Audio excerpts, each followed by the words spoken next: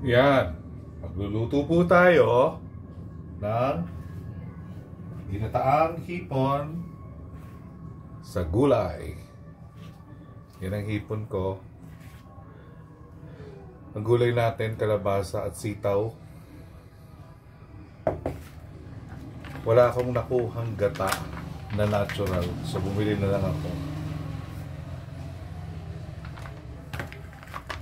Fresh gata daw. Ang spices natin, onion, garlic, and ginger only. That's it. Ganun kadali.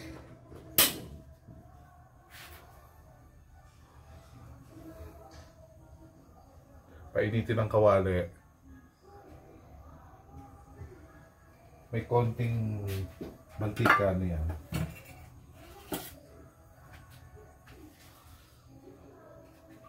Papainitin na lang.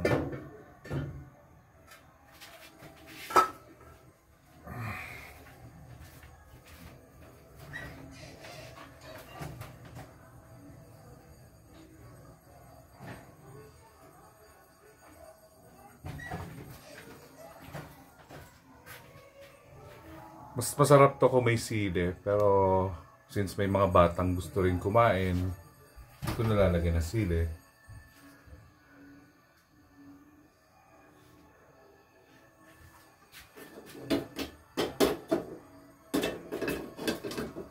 Yan. Umuusok na. Pwede na natin ilagay ang spices. Sabay-sabay na.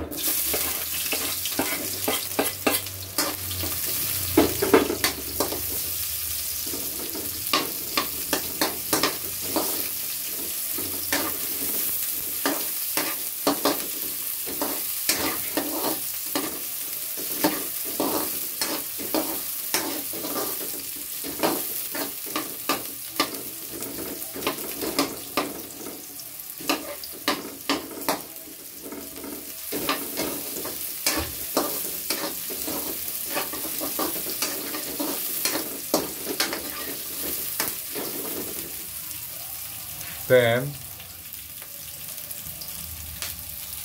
isusunod na natin kagad yung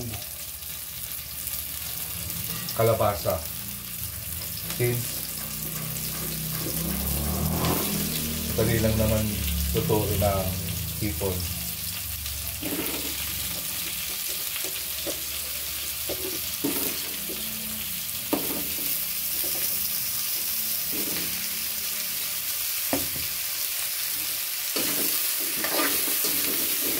Isayin lang yung kalabasa.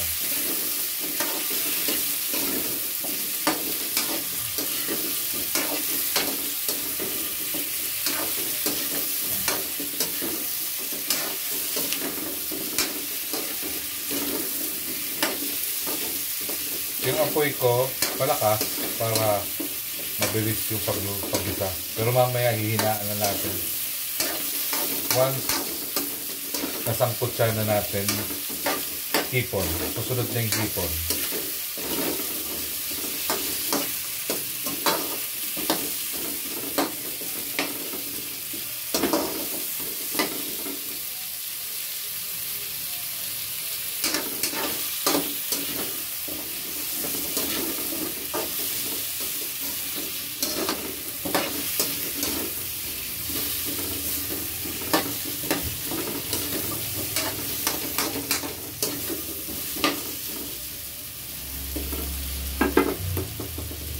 Yan.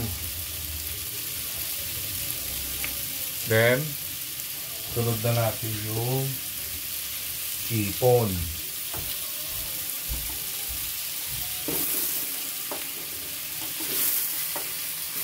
Ganun kadali.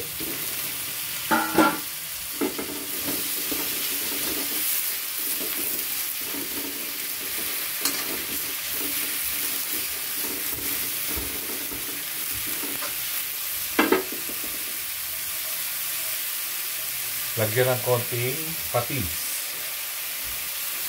Mga 1 kutsara, 2. Pwede na.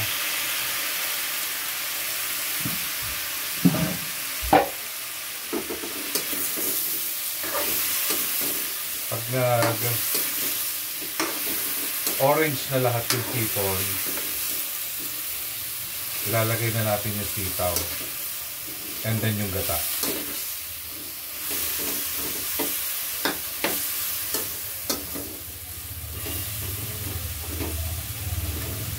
Okay.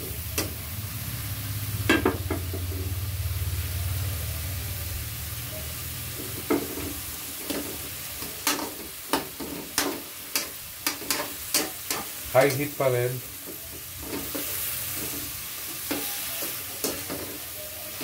Para mabilis ang pagluto.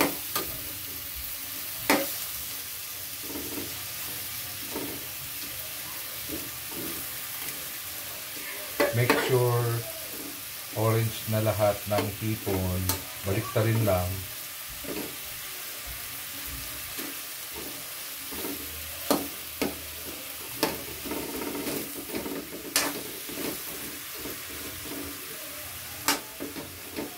Ayan. So, yung hipon nyo, make sure tanggalin nyo yung mga bigote. If you will notice, wala na siyang mahahabang bigote, no? Ayan. Medyo orange na siya. Lagay na natin yung sitaw sa ibabaw. Hindi na natin kailangang haluin yan. Lalagay na natin yung gata.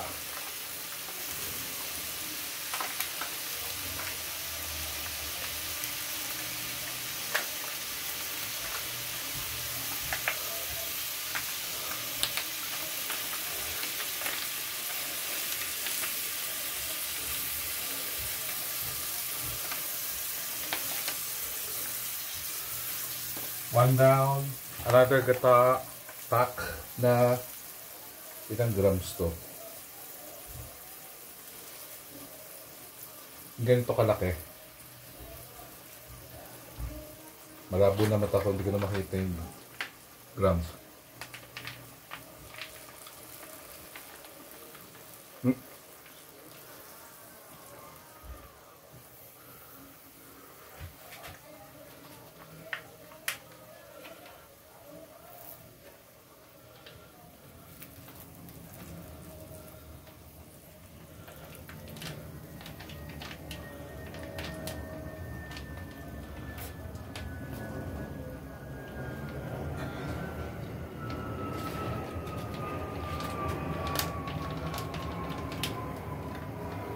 Yan. Kung mapansin nyo, kulang pa yung, hindi pa lubog lahat, no? So, pwede natin lagyan ng tubig para lumubog yung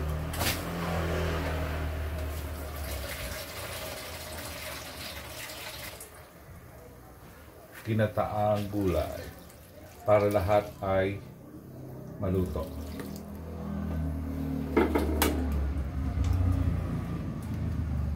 Ayan. Tapos papabayaan na natin siya, tatakpan natin.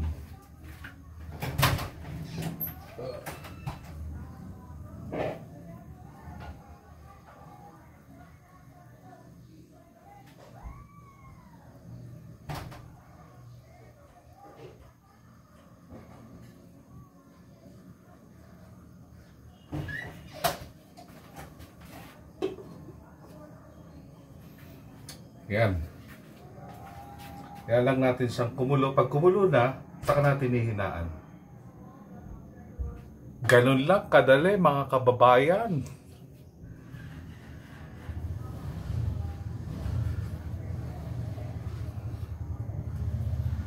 Actually, pwede rin natin lagyan ng paminta para medyo smoky flavor.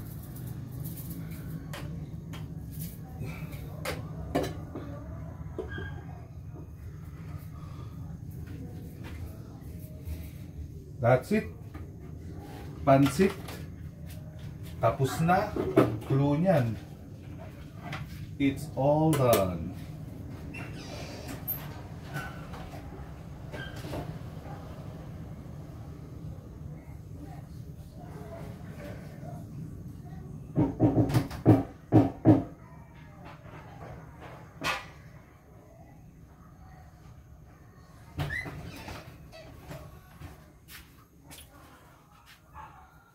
So, habang naghihintay, mag-cellphone muna. Nakakainip. So, po-pause muna natin yung video. Okay. Medyo kumukulo na yung gata. Bumubula-bula. Pwede na nating haluin. Ibabaw lang. I-flip, flip, flip. Oops!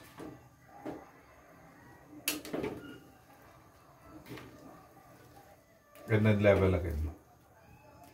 Level.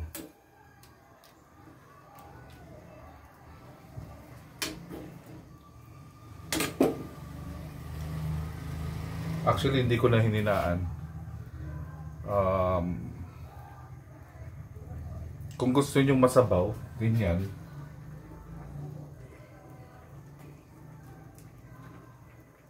Takpan nyo lang. Pag gusto nyo masabaw, tatakpan nyo. Pero kung gusto nyo medyo rich, medyo thick yung sauce, yung sabaw, buksan nyo para mabawasan yung water. Magiging malapot at thick.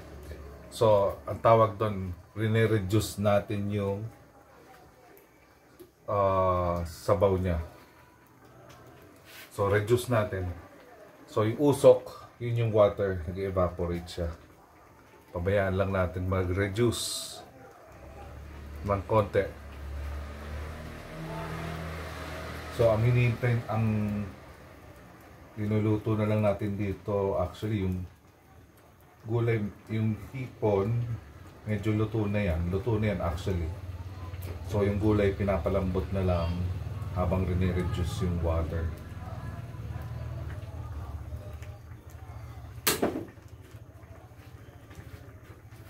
So, hinaan natin. Since kumukulo naman siya, hinaan na natin. Yan. So, pause uli natin. Mamaya-maya, babalikan natin mga 5 minutes.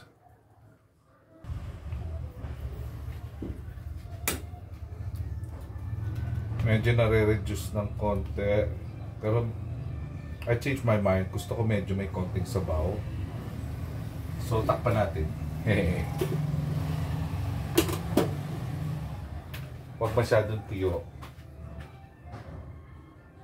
It's been like 2 minutes pa lang. So, 3 minutes more. Pause. Alright. Check natin ulit. Kumukulo. Baka dumikit yung gata. Malambot na yung gulay. Pwede nang i-serve. Kumustahin ang lasa.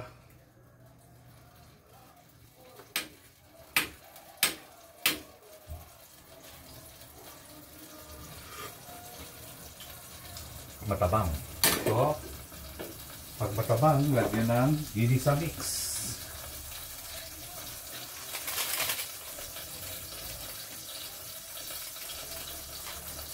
Hindi na gamit kong ginisa mix. Ito.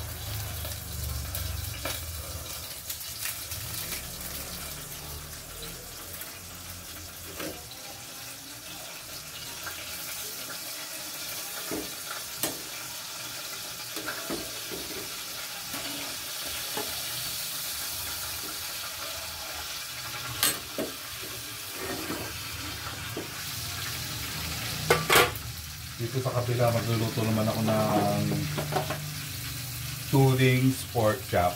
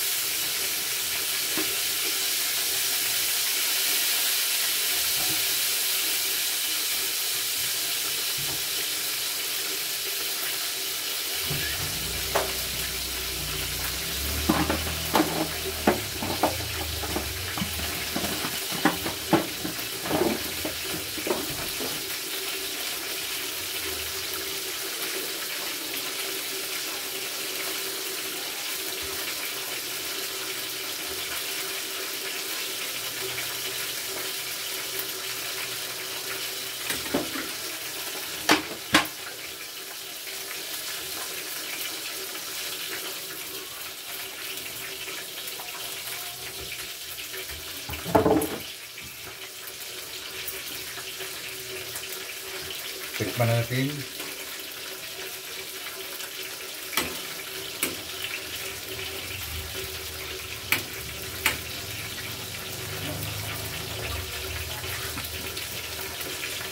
Masarap na. Konting patis na lang siguro. Konting patis.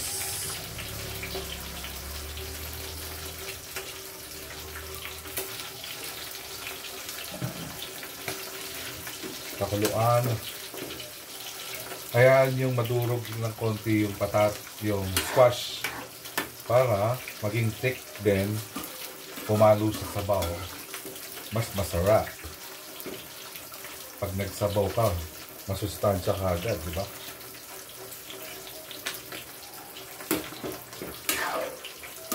Pero huwag masyadong matinding halo. Baka madurog lahat na naman. Patatas.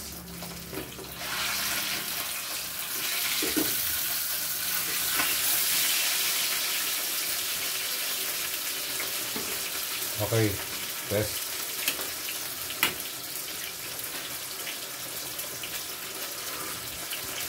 Ayos na, mga kababayan. Masarap. At hanggang dito na lang po. Sa next nating lulutuin, ito ang kapartner niya, tubing pork chop. Okay. See you and bye-bye. At kain na na.